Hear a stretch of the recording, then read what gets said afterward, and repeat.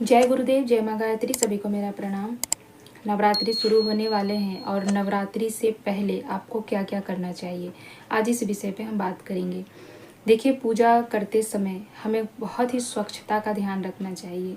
स्वच्छ यानी कि इतना सुंदर वहाँ का वातावरण होना चाहिए कि जब हम जप के लिए, पूजा के लिए वहाँ पर बैठें तो स्वतः ही हमारा ध्यान लग जाए और वहाँ पे हमें दिव्यता का, स्वच्छता का आभास हो, मन प्रफुल्लित हो। जैसे आप किसी फूलों के बागान में जाते हैं तो आपका मन अपने आप ही हर्षोल्लासित हो जाता है, खुशी से भर जाता है।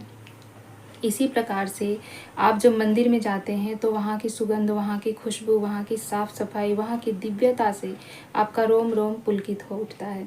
ठीक उसी प्रकार से हमें अपने घर में भी इन 9 दिनों में पूजा का स्थान जो है उसी वातावरण में डालना है, ताकि जब हम वहाँ पर जप करें, जब वहाँ हम ध्यान करें, हम वहाँ पे पूजन करें तो हमारा ध्यान, हमारा जप स्वतः ही ध्यान मग्न हो जाए।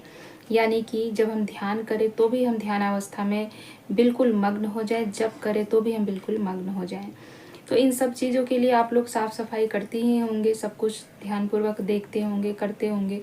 तो सबसे पहले देखिए, हम कुछ छोटी छोटी चीज़ों को छोड़ देते हैं। जैसे हमारे अपनी जो वस्तुएं हैं उनकी साफ सफाई करना, अपनी वस्तुओं को अलग रखना, अपने कपड़ों को अलग रखना, ये सब साधना में बहुत महत्वपूर्ण होते हैं।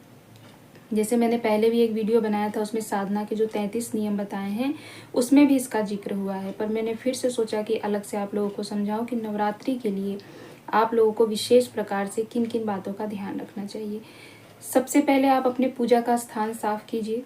उसको एक ऐसे जगह पे रखिए जब आप कलश स्थापना करते हैं। कलश स्थापना के लिए आप एक स्थान का चुनाव कर लीजिए। जिस स्थान पे आपको कलश स्थापना करते हैं वहीं पर माँ गायत्री या माँ दुर्गा, जिसकी भी आप पूजा करते हैं, उनको स्थापित करने के लिए भी जगह बनाइए। ये जगह ऐसा होना चाहिए जहाँ पर लोगों का ज़्यादा आना जाना ना हो, ये एकांत स्थान में हो, यहाँ पे लोग बार बार ना आए ताकि डिस्टरबेंस ना हो। जो भी वहाँ पर आए केवल पूजा के, ध्यान के और जप के मकसद से आए, बाकी और किसी चीज़ों के लिए बार बार उनका वहाँ पर आना जाना नहीं होता हो। तो इन चीज़ों का पहले ध्यान रखिए। फिर वहाँ पे माँ के जो चित्र हैं या मूर्ति रखी होगी आपने, उसको भली प्रकार साफ सुथरा कर लीजिए। उनके जो वस्त्र होंगे देवी के, उन वस्त्रों को अच्छे से धुल लीजिए। ये सब नवरात्रि संकल्प लेने से पूर्व आपको कर लेना है। इन सब चीज़ों को करने के बाद अब आती है आपके अपनी पर्सनल चीज़ों की बात। यानी कि जैसे ये हमारा दुपट्टा है, इसको धोकर स्वच्छ कर लीजिए। भले ही आपने इसको ओढ़कर कितना भी जप किया हो, पर इसे एक बार धुल लीजिए। उन दिनों के लिए आप 2 वस्त्र का ही चुनाव कीजिए। वैसे तो एक वस्त्र में ही आदमी को पूजा करना चाहिए, यानी कि जब हम पूजा करें तो उस वस्त्र को पहनकर फिर उसको वापस हम रख देते हैं। लेकिन यदि आप ऐसा नहीं करते हैं तो आप 2 वस्त्र रख लीजिए, एक को धुलिए, दूसरे को वापस पहन लीजिए। तो उन 2 वस्त्रों को अलग कर लीजिए जो उन 9 दिनों में आपको पहनकर पूजा साधना करनी है। दूसरी चीज़ हो गई। तीसरा है आपके माला का वस्त्र, यानी माला रखने के लिए जो हम कपड़े का प्रयोग करते हैं या जो भी गोमुख का प्रयोग करते हैं, उसको आपको धो के स्वच्छ कर लेना है। तो ये सारी चीज़ें हो गई स्वच्छ। इसके बाद आते हैं आपका आसन। आपका आसन भी अलग होना चाहिए, उसको भी पहले ही धोकर स्वच्छ कर लीजिए, जिस आसन पर बैठकर आप पूजा करते हैं। अब ये जो चीज़ें हैं, जैसे कि आपके आसन हो गए, आपका ये गायत्री मंत्र का चादर हो गया, तो इन सब चीज़ों को कोई और उपयोग ना कर सके, इसको अलग स्थान पे रखिए। और जहाँ पे इन चीज़ों को आप रखेंगे उसे भी स्वच्छ कर लीजिए।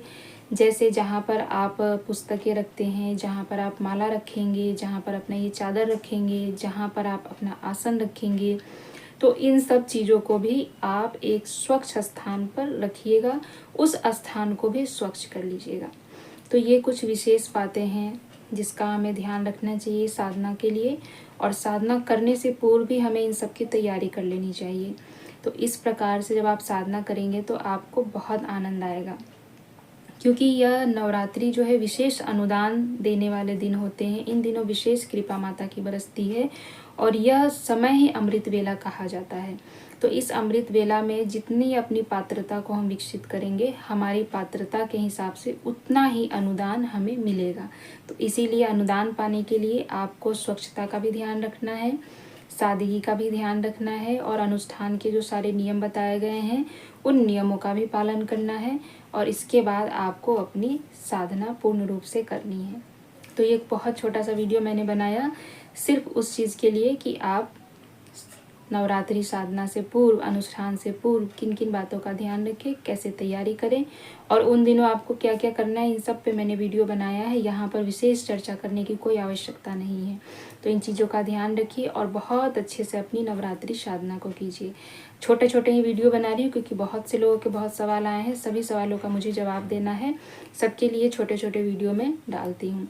और भी अभी बहुत सी चीज़ें बतानी है जो बहुत से लोगों की डिमांड आई है, तो उन सब पर भी मैं ऐसे छोटे छोटे वीडियो बना दूँगी।